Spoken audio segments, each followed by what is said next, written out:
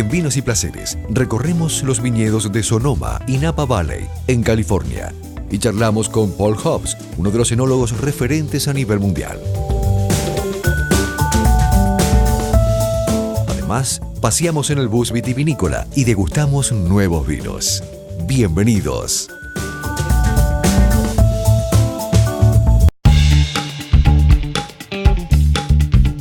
El viaje de hoy empieza en California, Estados Unidos, especialmente en Sonoma Valley, el lugar elegido por Paul Hobbs para construir su propia bodega.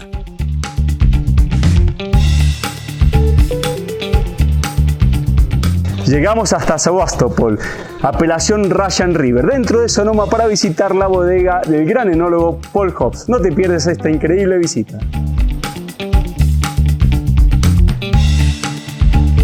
Hobbs es uno de los enólogos y consultores más reconocidos y respetados a nivel mundial. Actualmente posee bodegas en diferentes partes del mundo. Hoy conocemos Paul Hobbs Winery en California. Good morning, I'm Paul Hobbs, and we're sitting here at the Paul Hobbs Winery, the Lindsay House. We're really right here in the heart of the Russian River Valley. It's a spectacular area that is ideal for growing Burgundian varieties, Pinot Noir and Chardonnay. That's what we specialize in the vineyards in this particular area. We're quite coastal influence, but we have the river that acts as a trough, a way to bring cold air in, and that's what these varieties love. Cold nights, warm days. And also at the winery we produce Napa Valley Cabernets, so that's the triumvirate of wines that we make.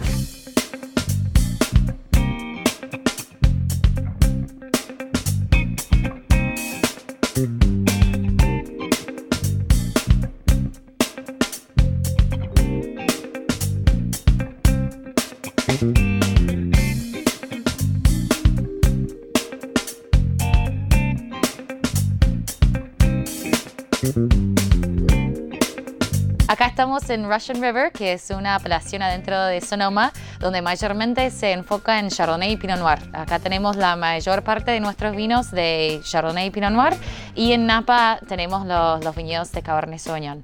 Acá en la bodega de Paul Hobbs hacemos más o menos anualmente 25.000 cajas, es una producción bastante chica, que se vende mayormente en Estados Unidos y un poco exportamos también.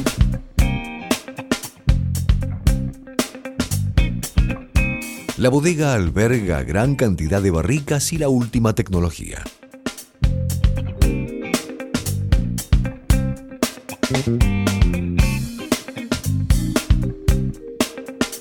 Hacemos una línea apelación, que es un Chardonnay y Pinot Noir de Russian River y un Cabernet de Napa Valley, que son cortes de distintos viñedos por cada región. Y después ahí pasamos a la línea Vineyard Designate o Single Vineyard, donde se destaca un solo viñedo y más que un solo viñedo, un bloque adentro de ese viñedo.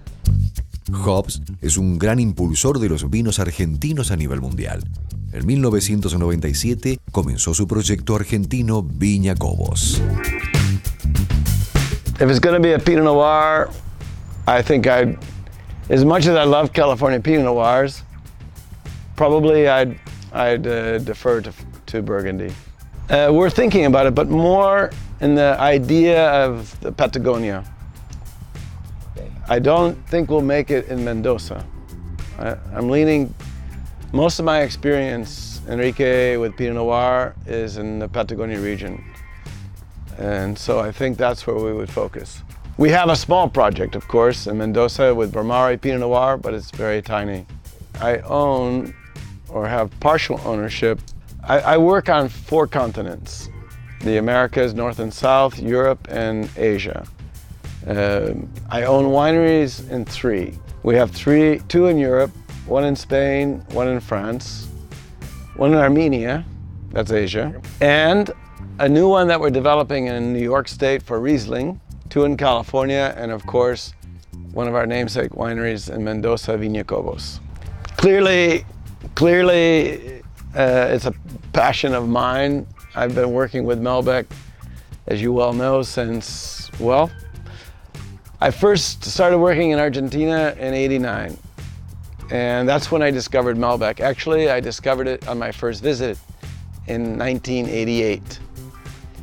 And I never had any, because in California, there was very little Malbec.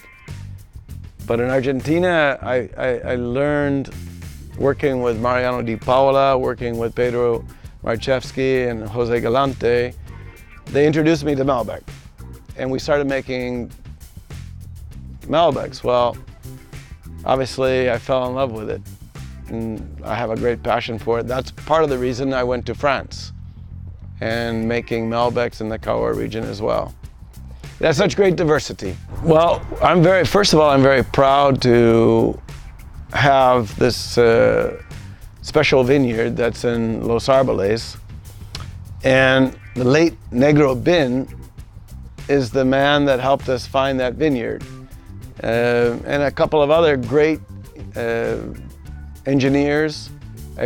Mendoza told me that that's one of the sites that they like the best for Malbec, given that it has large white rocks. And so the Malbec has a lot of structure from that region and terrific tension, bright fruit. It was originally planted, not by me, but by 3 professors from the University of, and they were brilliant. These are from the University of Mendoza. I never met them, but I heard they were quite intelligent and inventive. And clearly this planting, the way they made the planting there was unique. Ya seguimos con más Vinos y Placeres. La Posada del Quenti. Un spa médico en medio de las sierras cordobesas. Con planes para bajar de peso, dejar de fumar, reducir el nivel de estrés y revitalizarse. La Posada del Quenti Medical Spa Resort. Entre en www.quenti.com.